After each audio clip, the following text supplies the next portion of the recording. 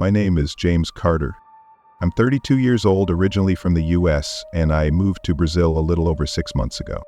After the pandemic, my job went fully remote. Like many others, I started dreaming of a quieter life, somewhere sunnier, slower, and maybe even a bit romantic.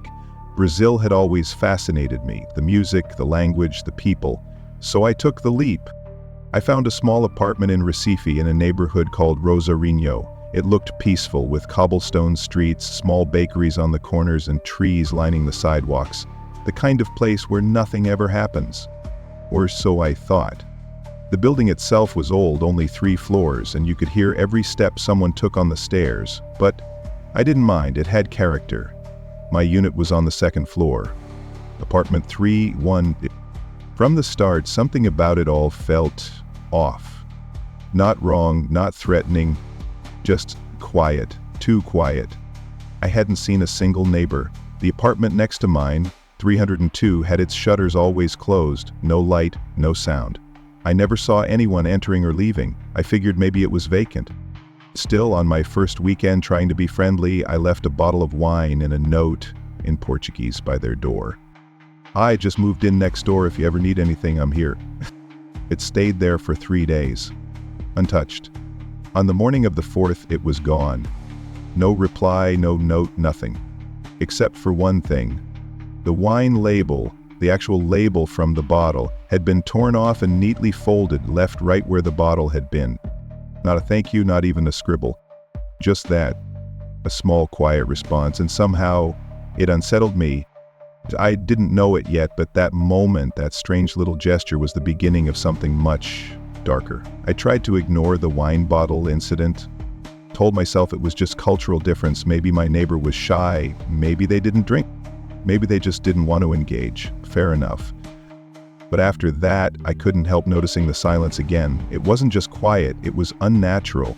I lived in a building with at least 10 units, but I rarely heard anything. No televisions, no arguments, no dishes clinking, no footsteps above or below. And apartment 302 was like a vacuum. One night around 2 a.m. I woke up to use the bathroom. As I passed the living room, I noticed something strange.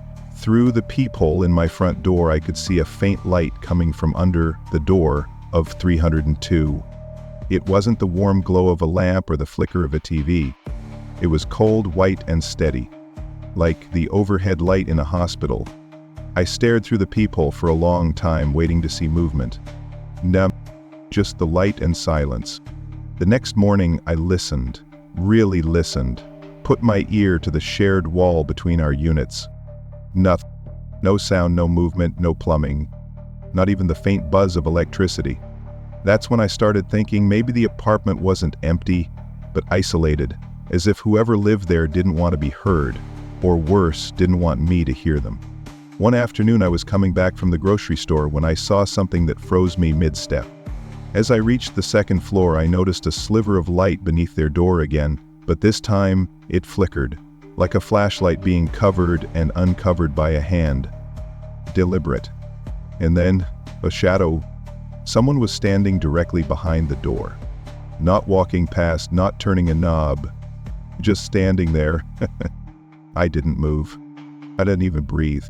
After maybe 10 seconds, which felt like an eternity, the shadow shifted slightly and disappeared. The light blinked off. I stood there, still holding my bag of groceries, until my legs started to shake.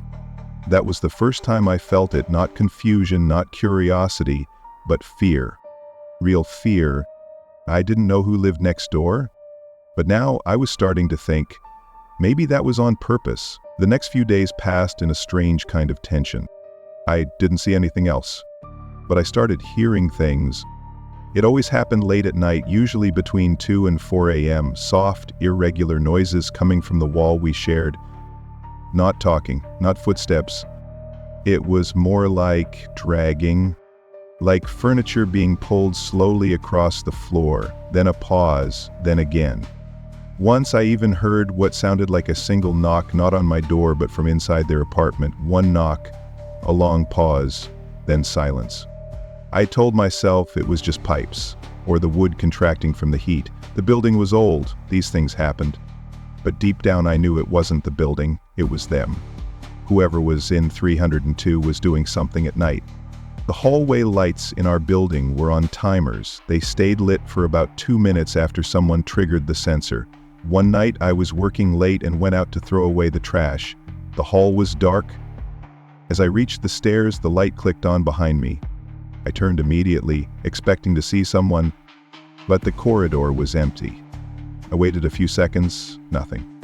Then I looked down at the end of the hallway, toward apartment 302. The door was slightly ajar, not open, just not fully closed. I could see maybe 2 inches of the inside, a sliver of dim gray light. No movement, no sound. I stood there frozen, the plastic trash bag still in my hand. I wanted to say something, to call out hello, but the words caught in my throat. And just as I took one step closer, the door clicked shut. Not slammed, just quietly, precisely, like someone had been watching and waited for the exact second I moved. Back in my apartment, I locked the door, slid the chain across, and turned off every light. I sat in the dark, heart pounding in my ears. I didn't sleep that night. It was the first time I truly questioned my decision to move here. And the first time I realized something simple and terrifying. My neighbors knew exactly when I was watching. I became obsessed. Not in a dramatic movie type of way. It was quieter than that. Subtle, dangerous, the kind of obsession that creeps in slowly, disguised as just being cautious. Every time I left my apartment, I glanced at their door. I started taking notes. What time the hallway light turned on, when I heard the dragging sounds, when I saw a shadow behind the curtain across from mine. It was always small things, always enough to question whether I imagined it. And that's what made it worse. One evening around 6, I heard movement. Real, definite movement coming from 302. I rushed to the wall and listened. There were footsteps, slow, unhurried. Then, a voice. A woman's voice, but not speaking, humming.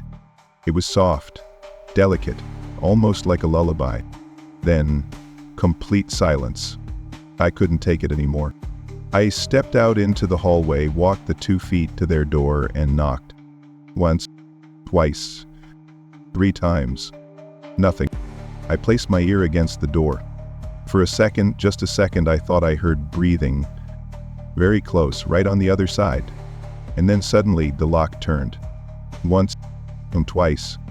The handle moved, just slightly. I took a step back, my heart was hammering in my chest. The door didn't open, but the gap between it and the frame widened, just barely. As if someone wanted to almost let me in, or let me see that they could. And then, it closed again, slowly, intentionally. The sound of the deadbolt sliding back into place echoed in the silence. That night, I couldn't eat, couldn't focus. I paced around my apartment until I made a decision.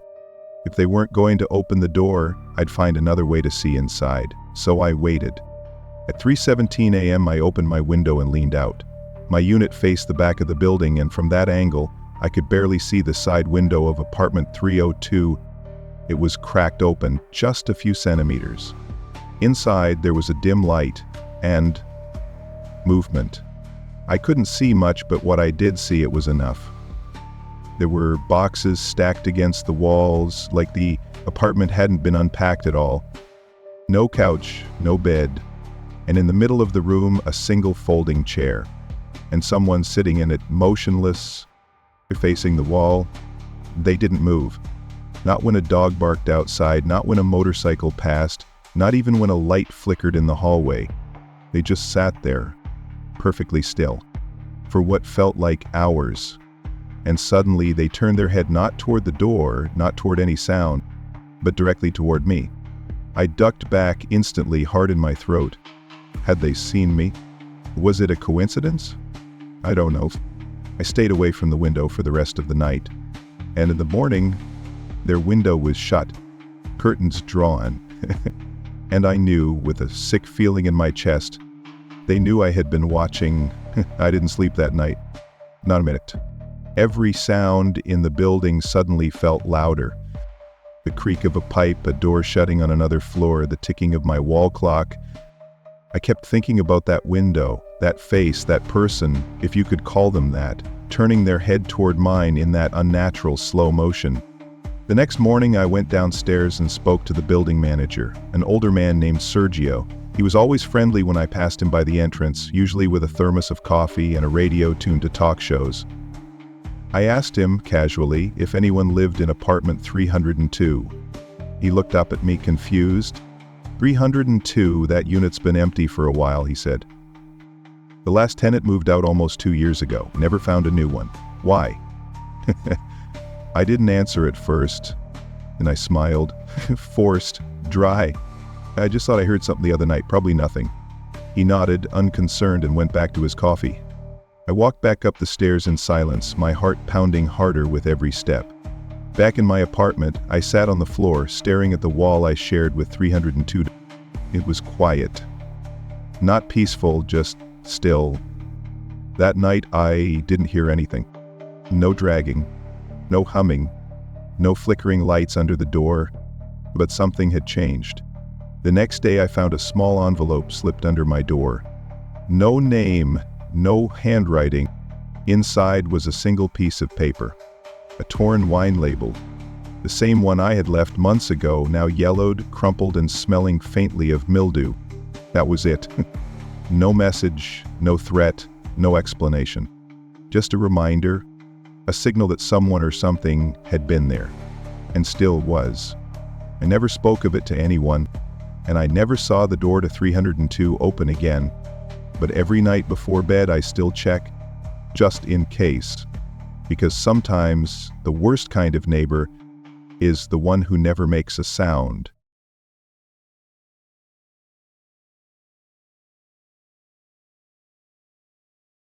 My name is Lena Thompson. I'm 28, Canadian, and I've been living in Brazil for just over a year now. I moved here with my boyfriend, Lucas. He's from Porto Alegre, born and raised. We met during college in Toronto, and when his contract ended, he asked me to come live with him in his hometown. At first, I said no. I didn't speak Portuguese. I didn't know anyone here, but he insisted, said I'd love the food, the people, the culture. So I gave it a try. We rented a 2-bedroom apartment in a quiet part of the city, a place with trees on the sidewalks and dogs barking in the distance. 3rd floor, no elevator, view of a courtyard filled with parked cars and laundry lines. It wasn't glamorous, but it felt safe. Lucas traveled a lot for work, and usually I didn't mind. I liked having time alone, reading, painting, watching shows in English without subtitles. But this time felt different. He had a 5-day trip to São Paulo, some training with his company. And from the moment he left, I couldn't shake the feeling that the apartment was too quiet. I know that sounds ridiculous, but the silence was heavy, like something was listening. On the first night alone, around 1 a.m., I heard voices. They came from the apartment right below ours, Unit 202. It sounded like 2 men, talking in hushed tones, one laughing, the other whispering something back.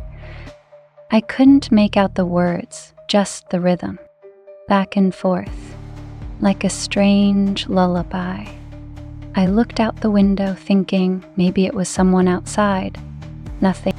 The courtyard was empty, and the voices weren't echoing, they were inside. I asked Lucas once, months ago, who lived downstairs. He said it was a man in his 40s, quiet, kept to himself, lived alone. The next night the voices returned. Same time, just after 1 in the morning. Again, 2 people, 1 male, 1 maybe female. They weren't arguing, they were whispering. Soft. Constant. Sometimes with little bursts of laughter that didn't sound joyful, more like a joke that only made sense to them. I turned off the TV and muted everything, sat on the couch, just listened. The sound wasn't coming through the floor, not clearly anyway. It was muffled, filtered, like I was overhearing a conversation through a thick wall. I pressed my ear to the tile in the hallway, and I swear it felt warm, almost like heat rising from below. It didn't make sense, but I kept listening. The next day, I ran into the building's cleaning lady, Doña Marta, in the stairwell. I asked casually, "Do you know the man in 202? She smiled politely, but her eyes shifted. "To Roberto? He's been there for years, keeps to himself." "Does he live alone?" I asked. She paused, then nodded slowly. "Yes, always alone." That word stuck with me. Always. That night, I listened again. This time, I recorded the audio on my phone. When I played it back, I couldn't make out any word, but I could hear the cadence of speech like someone rehearsing something. Over and over. A whisper, a pause, a whisper again.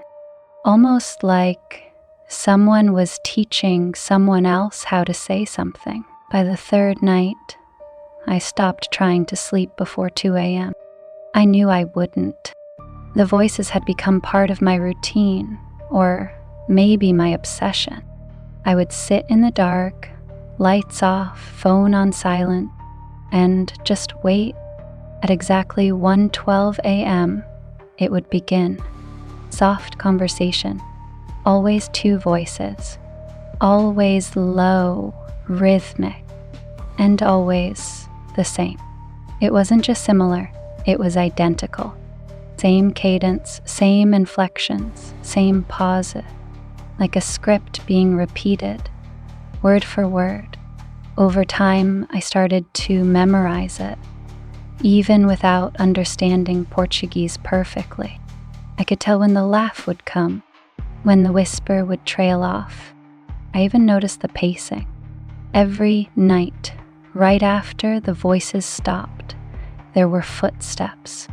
5 steps, a pause, then 3 steps back, another pause, then a loud thump, like something heavy being dropped onto the floor. I check the clock every time. 1:23 a.m. 1:23 a.m. 1:23 a.m. Every single night. By the 5th night, I wasn't scared. I was fascinated until something changed. This time, the voices started and then stopped halfway through. I waited for the thump, but it didn't come. Instead, there was silence, complete silence. Then I heard something I hadn't heard before, a door opening, then footsteps coming up the stairs, slow, heavy. I turned off my phone, backed away from the wall, and sat still in the dark. Holding my breath, the footsteps stopped right in front of my door. And then nothing, just the soft, steady hum of the refrigerator behind me.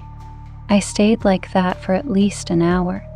When I finally looked through the peephole, the hallway was empty, but I noticed something. On the floor, just in front of my door, a small object. It looked like a key.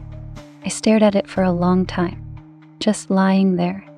A small black key with no label, no ring, no explanation. I didn't touch it, not at first. I even considered calling Lucas, telling him what was happening, but I didn't want to sound paranoid. So I left it, stepped over it, closed the door.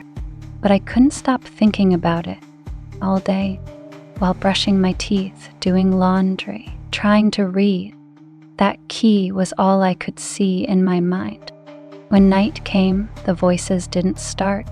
No whispering, no footsteps, just stillness that somehow made everything worse. Around midnight, I opened my door. The hallway was empty. The key was still there, exactly where it had been the night before.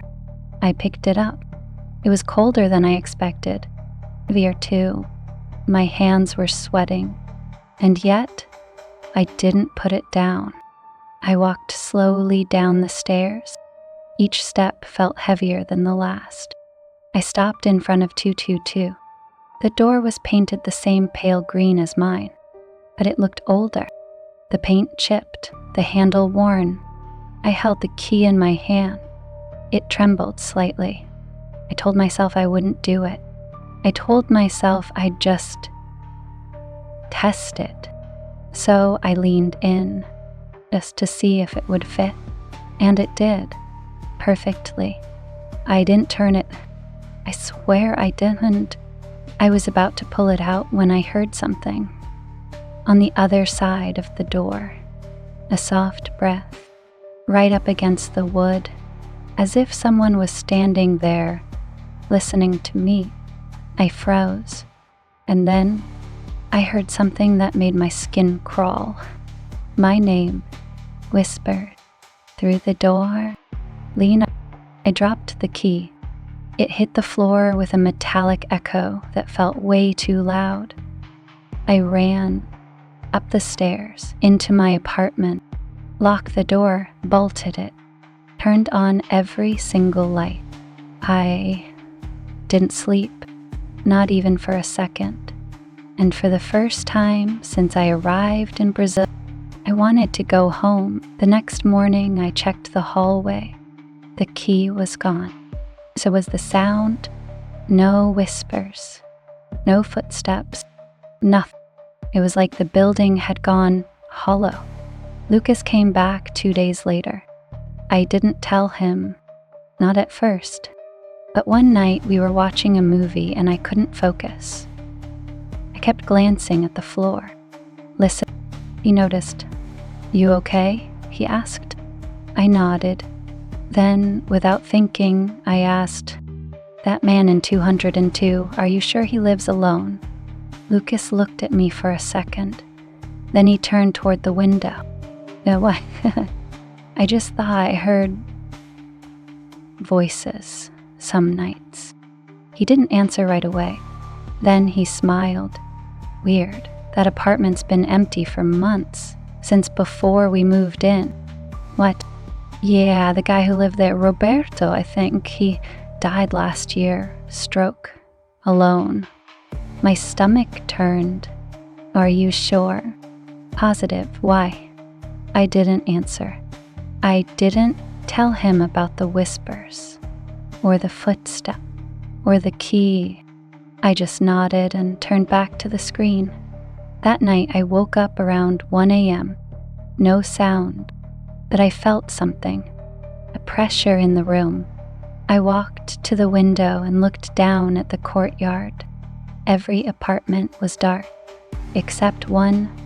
A single light glowed through the curtain, and for just a second, the curtain moved, as if someone had been standing there, watching me. I never heard the voices again. No more whispers, no more footsteps, nothing.